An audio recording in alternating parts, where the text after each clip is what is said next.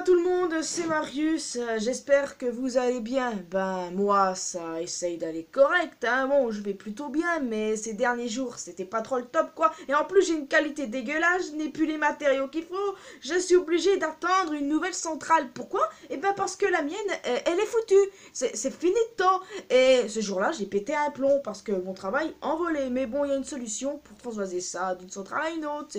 Ah, gros bordel, gros bordel. Je ne savais même plus où mettre de la tête. Je me suis dit, je pourrais plus faire de vidéos de ma vie. Ça va être pas sérieux. Pourquoi vous me faites ça à moi?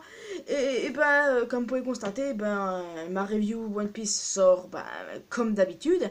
Et c'est parce qu'on m'a dépanné. Et franchement, je suis vraiment contente parce que, à force de ne rien faire, j'aurais fini par péter un plomb pour de vrai.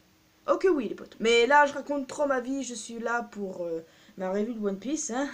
J'ai dit à tout le monde sur Discord, du coup, ceux qui sont, que les vidéos c'était fini pour un bout de temps. Et ben, je suis désolé si vous ai fait peur, mais en même temps, je vous ai pas mitonné. Ma centrale est bien foutue. Mais je suis toujours là. Hein. Je fais mes vidéos, toujours. Mais avec mon dépannage, quoi, pour l'instant. Normalement, la semaine prochaine, ça devrait être réglé. Mais bon. Voilà. On va se centrer sur la review, les amis, du chapitre 957. Ce chapitre était vraiment ouf, il était vraiment insane, quoi. C'est vraiment ouf, hein. Parce que même si c'est vrai que j'ai été déprimé ces 2 derniers jours, bon, moins hier que jeudi, eh bien, ce chapitre, il m'a donné des baumes au cœur. Vraiment, tellement qu'il était super. Enfin, on va d'abord se centrer sur la première page, bah, comme d'habitude. Il s'agit là d'une page en couleur. Une superbe page en couleur où on retrouve bien entendu les Mugiwara. Et les Mugiwara sont sur une espèce de véhicule. Hein. C'est un signe géant qui sert de véhicule. Enfin, moi je pense que c'est un signe, mais bon. Alors, on peut voir Frankie et Robin hyper proches. Et de plus, ce signe-là, eh bien, je trouve qu'il ressemble à Kizaru. Pourquoi? Bah à cause des lunettes. Vraiment, je pense qu'il y a moyen qu'il débarque. Sakazuki lui a dit non, tu débarques pas. J'espère que non. Mais comme on connaît les fans, les foreshadowing qu'il y a souvent dans les pages en couleur, ce serait pas étonnant que quelqu'un sorte cette théorie-là que Kizaru va bientôt intervenir d'ici peu. Un foreshadowing le concernant, je sais pas trop. Enfin, de toute façon, on verra. Mais moi, je sais pas. Donc, j'évite de faire des théories farfelues sur quand même une première page. Hein. Surtout une page en couleur. Donc, j'évite au maximum. En tout cas, les amis, là, on se centre directement sur le chapitre. Alors, le chapitre est commencé au quartier général de la marine où Akainu est contacté par Fujitora, qui est assez amoché suite à son combat contre Sabo. Je me demande d'ailleurs si Ryukugu est amoché pareil, s'il est blessé ou pour une quelconque raison, puisque bon, on le voit pas, et j'attends impatiemment d'en voir à quoi ressemble ce personnage-là. Puisque d'après ce qu'on a appris, Fujitora et Ryukugu se sont confrontés aux révolutionnaires du coup, et les rapports entre Fujitora et Akainu ont l'air moins tendus là. Donc je pense que Fujitora a en quelque sorte protégé un Toryobito et que du coup Akainu ne l'a plus dans le viseur. Enfin, c'est vrai que je fais que des petites théories comme ça sans grande conviction, mais on peut imaginer que c'est comme ça. Enfin bref, on verra bien ce qui va se passer ensuite entre la relation entre les deux et surtout où est Ryukugu du coup et où est Kizaru aussi. Fujitora parle à Akainu des nouvelles forces de la marine qui remplaceront les Shichibukai. Et j'ai spéculé plusieurs fois sur ce que pourrait être du coup cette nouvelle force spéciale de la marine qui pourrait remplacer quand même des Shichibukai hyper forts. Et bien je me suis dit une invention de ouf. Pas des pacifistas, les pacifistas ils nous ont montré plusieurs fois que Kaboom ça servait à rien. Non, peut-être des robots à l'effigie de Shichibukai ou simplement des simples robots sans rien du tout, sans apparence, qui ont la force de chaque Shichibukai. Je sais pas si vous comprenez où je veux en venir, mais bon, ça c'est pas de moi, c'est quelque chose que j'ai vu traîner sur internet. Après, je ne sais pas trop ce que ça pourrait être de mon point de vue personnel. Hein. J'ai juste très hâte de savoir quelle est du coup cette invention dont on parle tant. Enfin, c'est pas le sujet le plus important de ce chapitre en tout cas, mais il l'est quand même et j'espère qu'on en apprendra un peu plus dans le futur. Alors, il y a une réunion entre les soldats de la marine qui s'inquiètent du coup de l'alliance entre Kaido et Big Mom. Et on a Sengoku en personne qui nous apprend beaucoup de choses sur les pirates Rocks. Ce fameux équipage dont faisaient partie justement Big Mom et Kaido. et c'est vraiment la hype. L'équipage des Rox s'est formé sur l'île aux pirates d'Île la Ruche, là où était Barbe Noire avant de partir. De plus, on apprend que Barbe Blanche a aussi fait partie de cet équipage, et ça c'est un truc que j'avais fortement spéculé à un coup en review, je crois. Et j'étais plutôt satisfaite. Et en même temps, imaginez, hein, on a eu dans l'équipage des Rox 3 gars qui sont devenus empereurs par la suite. Ce n'est pas rien du tout. Et il y a eu aussi d'autres personnes dans l'équipage des Rox, telles que Chiki le Lion d'Or. J'étais plutôt contente de l'apprendre. Le capitaine John, oui vous voyez, le zombie de Thrillerback, ça je ne m'y attendais pas du tout. Ou encore de nouveaux gars, tels que H d'Argent, ou un mec qui s'appelle Wang Zi. Wang Zi qui à l'époque était un pirate chinois un peu célèbre. Ça aussi c'est une autre partie intrigante et j'attends de voir ces personnages-là. Mais bon, il y en avait encore d'autres dans l'équipage. Et d'ailleurs, je pense même que Miss Bakin ainsi que Shaki faisaient partie de cet équipage-là. Miss Bakin, pour moi, c'est sûr, puisque Marco avait dit à Neko Mamushi que Miss Bakin était sur le même navire que Barbe Blanche il y a des années. Alors pour moi, clairement, c'est celui-là, le navire des Rox. L'avenir nous le dira, mais je pense qu'il y a moyen. Alors, d'après Sengoku, les membres de l'équipage des Rox ne s'entendaient clairement pas, ils s'entendaient très mal, mais le capitaine Rox voulait être le maître du monde. C'est pour cela que lui et son équipage s'en prenaient au gouvernement mondial tels des terroristes. Mais pourtant, il y a de cela 38 ans, sur God Valley, les pirates Rox ont été décimés, détruits par Garp, ce qui lui a valu du coup son surnom de Garp le héros. Et en plus, le truc le plus fou les amis, c'est que Garp a été obligé de faire équipe avec des pirates. Et il a fait équipe avec Goldie Roger, rien que ça. Et pour protéger des Toriobito. D'ailleurs, les Toriobito sont la raison pour laquelle Garp a toujours refusé son poste d'amiral. Garp est un homme qui ne lâche pas ses convictions. Et honnêtement, Garp m'impressionne de plus en plus. Enfin bref. Alors, on apprend du coup que l'île God Valley ne figure plus sur aucune carte et que du coup, l'île a complètement disparu sans laisser de traces. D'après vous, qu'est-ce que God Valley? Est-ce que cette île a vraiment disparu comme Sengoku le dit? Dites-le moi dans les commentaires. Bon, maintenant les amis, on connaît le nom complet du capitaine des Rox Pirates. Il se nomme Rox D. Xebec. Oui les amis, il n'est peut-être plus de ce monde, mais c'était un D. Et honnêtement, ça c'est l'une des plus grosses révélations. Parce que les D, ils sont complètement importants dans One Piece, c'est complètement insane.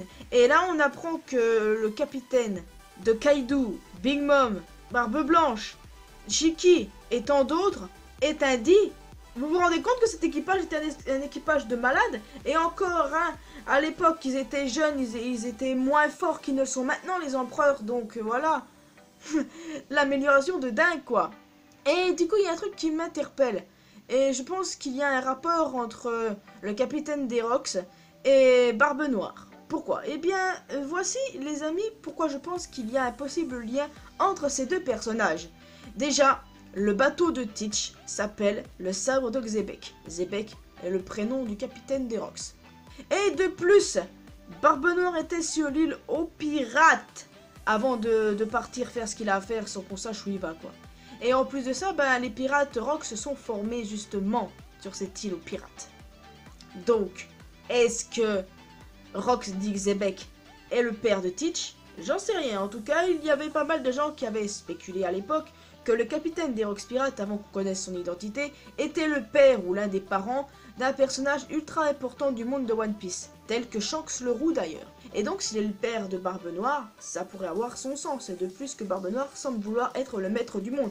Et c'est ce que voulait Xebec. Donc est-ce que Barbe Noire du coup va recruter les deux membres d'équipage dont on entend parler, là, H d'Argent, Wang Zi, vu que la façon dont Sengoku parle d'eux, ils ont l'air importants. En tout cas, peu importe, hein, si Teach est le fils de Xebec ou simplement un de ses fans, admettons, peu importe, j'aimerais quand même qu'on nous éclaire le passé de Barbe Noire. C'est pas parce que je déteste que je ne veux pas connaître son background, non, bien au contraire. C'est peut-être un personnage détestable, mais quand même très intéressant, donc c'est surtout dans ce niveau-là qu'il faut se pencher les poteaux. En tout cas, les coïncidences de One Piece, je ne le crois pas, que Teach était sur l'île aux pirates, que son navire se nomme le sabre de Xebec, qui est le prénom du capitaine des Rox, qui a formé son équipage sur l'île aux pirates, bref, c'est des coïncidences trop grosses, et pour moi ce ne sont pas des coïncidences parce que ça n'existe pas dans One Piece. Piece. Donc les amis, pour moi la plus grosse révélation est à suivre. Oui, parce qu'on apprend de nouvelles primes. Exactement, des primes ultra importantes des Yonkou. Mais pas que. La prime des empereurs est ce qu'on attendait le plus dans l'univers de One Piece. Et ce chapitre m'a filé la hype parce que on avait les montants de primes de chacun d'eux. Bon, on connaissait déjà depuis quelques chapitres la prime de Barbe Noire. J'ai tout écrit pour me rappeler de leur prime pour pas me tromper. Sa prime qui est de 2,247 milliards de berries. Et on apprend que du coup, Barbe Noire est Yonko depuis 1 an. Maintenant, Shanks le roux, lui est Yonko depuis 6 ans et il possède une prime de 4 milliards 48 millions 900 000 berries. Et du coup, on apprend aussi que les membres forts de son équipage, tels que Beckman, Lucky Roux et Yasopp, ont également une prime avec un montant assez élevé.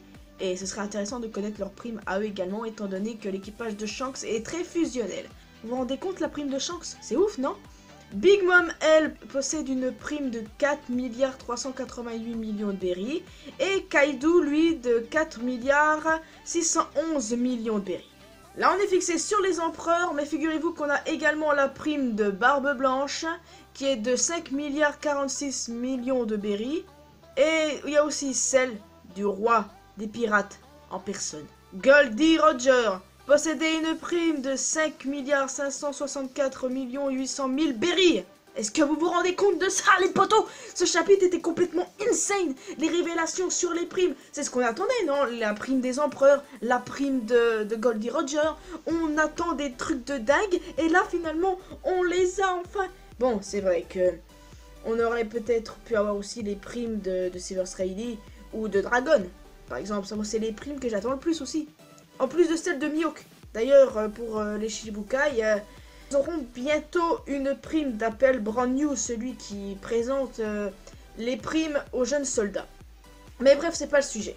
Est-ce que vous vous rendez compte que c'est ce qu'on attendait le plus dans le monde de One Piece, connaître les primes des plus grandes puissances pirates du monde? Moi, honnêtement, ça m'a foutu la hype. Je me suis dit, mais c'est complètement dingue, c'est insane. C'est Oda, ouais, j'avais plus mes mots, honnêtement. Là, je vais pas vous mentir, même si j'étais un petit peu déprimé, je peux vous dire que ce chapitre, il m'a tout enlevé. Tellement il était vraiment génial. C'est vraiment une révélation de malade. Surtout la prime de Roger, à mon sens. Enfin oui, apprendre la prime de Shanks, de Barbe Blanche, de Kaido et Big Mom, c'est pas rien, ça, je suis d'accord avec vous. Mais apprendre celle de Roger, ça c'est insane. Complètement insane. J'ai pas d'autres mots à dire, tellement c'est insane. Vraiment un truc de dingue, hein. Et avec tout ça, tu m'étonnes que du coup, la marine ait peur de l'alliance Big Mom et Kaido. Parce que si ça dit, leurs primes vont vraiment remonter en flèche. C'est un truc de ouf. Oh là là là là là là. Enfin, on passe à la fin du chapitre. À la fin du chapitre, on voit Sakazuki intervenir du coup. Et on apprend que Kuzuki Oden a été l'un des commandants de l'équipage de Barbe Blanche avant de rejoindre celui de Goldie Roger. De toute façon, on savait que Oden était d'abord dans l'équipage de Barbe Blanche, après dans celui de Roger. Mais là, on a la confirmation qu'il était bien l'un des commandants de l'équipage de Barbe Blanche. Moi, je spécule qu'il était le deuxième commandant de sa flotte. Enfin, de sa deuxième flotte, quoi. Vous voyez ce que je veux dire? Parce que avant Ace, cette place était vide. Alors, est-il possible qu'elle ait été vide depuis un bon bout de temps, depuis le départ d'Oden? C'est possible. Peut-être que entre Oden et Ace, il y a eu un nouveau commandant. Après, je sais pas, je pense que Oden est le candidat le plus sérieux. Et honnêtement, j'aime beaucoup cette théorie. En tout cas, les potos, ce chapitre était tellement dingue, il était d'une dinguerie. Les primes des Yonkou, de Roger, c'est vraiment pas rien, c'est ce qu'on attendait tous, d'accord? J'aimerais aussi connaître la prime de Dragon, qui est l'homme le plus recherché du monde. D'ailleurs, essayez de spéculer sur sa prime. Parce que les amis, sans vous mentir, hein, j'ai voulu refaire une vidéo, enfin je voulais faire une vidéo dans les mois à venir sur les primes des empereurs, spéculer quoi. Vu qu'il y avait déjà celle de Barbe Noire qui était sortie, alors je me suis dit il faudrait que tu fasses ça un jour. J'ai même pas besoin de le faire en fait. Une théorie en moins, mais bon c'est dommage parce que je voulais la faire. Enfin de toute façon, c'est pas ça le sujet. Bref, de toute façon on devrait aussi avoir les primes des Shichibukai, vu c'est ce que dit Brand New dans le chapitre, mais bon je ne sais pas. Dans le chapitre prochain peut-être que là on va vraiment retourner à Wano. La semaine dernière c'est ce que je pensais et je m'attendais pas en fait à ce qu'on passe à autre chose, qu'on ait les primes des empereurs, tout de même, ça c'est pas rien du tout. Et on a eu quand même 2 semaines de rêve, quoi, les potos. La semaine dernière, c'était d'une dinguerie, et puis là, c'est exactement la même chose. Ce scan était complètement fou. Est-ce que vous êtes d'accord avec moi, les potos? Parce que là, je tiens plus en place, hein. J'en veux encore. Oda, please. One Piece prend vraiment une tournure génialissime. C'est un truc de ouf, et notre mangaka préféré, bah, il met vraiment le paquet, hein. J'ai déjà hâte d'être au chapitre prochain, peu importe si ça centre sur Wano. D'ailleurs, est-ce que vous pensez que nous aurons de nouvelles informations dans le monde de One Piece? Ou bien qu'on retournera à Wano Kuni? N'hésitez pas à me répondre en commentaire. En tout cas, moi, je viens de terminer ma vidéo. J'espère que vous l'avez appréciée. Si c'est le cas, n'hésitez pas à laisser un petit pouce bleu, un petit commentaire pour vous abonner à cette chaîne pour être au courant de toutes sorties de vidéos que je fais. Également, ma chaîne secondaire, le lien est dans la description. On peut se retrouver sur les réseaux sociaux Facebook et Twitter. On peut aussi parler ensemble sur Discord. Mes abonnés Discord qui regardent cette vidéo, ne vous en faites pas. Je continuerai les vidéos jusqu'à ce que j'en ai envie de toute façon. Ça s'arrêtera pas. Et quant à moi, je vous retrouve dans une prochaine vidéo, les amis. Allez, ciao.